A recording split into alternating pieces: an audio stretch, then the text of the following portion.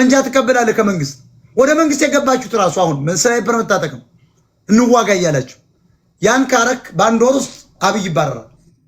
ያችን ታላቅ ሀገር ማስቀጠል ይቻላል ማለት ነው። ከዚያ ውጭ ግን ስትታኮስ ክረም ትግሬ ነፃ ሊወጣ አይደለም። ትግሬ ወልቃይትና ራያን እስከ ደጀን አባይ ትግሬ የሚባል ፕሮጀክት አላቸው። አባይን ጨምሮ መውሰድ ነው።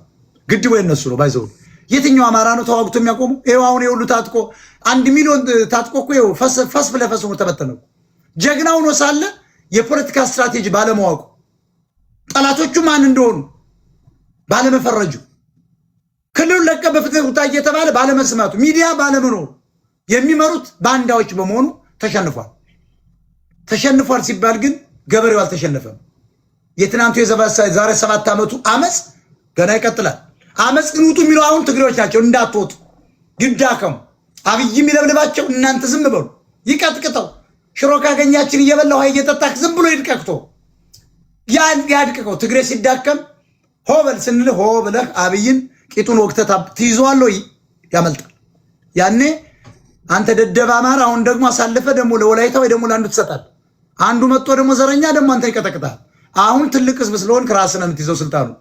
ህገ መንግስቱን ትቀይራለህ፣ ዘረኝነትን በህግ ታግዳለህ፣ ከየተለያየው ብሔር አምጥተህ ሚኒስትር ታረጋለህ፣ ሊድ ታረጋለህ በበላይነት። ሀገር አንተ የሰራት ናት። ከዚያ በኋላ ግን ከ4-5 ዓመት በኋላ ልቅ ታረጋለህ። በሀገሪቱ መከላከያ አንተ ነው መሆን ያለብህ። ሀገሪቷን ትጠብቃለህ፣ ሼክ እንዳታደርግ። ከዚያ በኋላ ወላይታ መራው ኦሮሞ ትግሬ መራው አያገባ። አንተ በበላይነት መያዝ ነው፣ ጦሩን መያዝ ነው፣ ደህንነቱን መያዝ ነው። መሪው የፈለገው መጥቶ ይመራ። ጅል ህዝብ ነው ይሄ። አይረባም ይሄ ቡትቷ የኦርቶዶክስ ምናምን የሚባል ቡትቷም እኮ ሐሳብ የሌለው እኮ በልቶ የሚያራቁ ውዳቂ መሀይም ነው። ጀሮ ነበር እንደ ቴዎድሮስ በማካሮ ሽጉጥ መጠልፎ ያያል።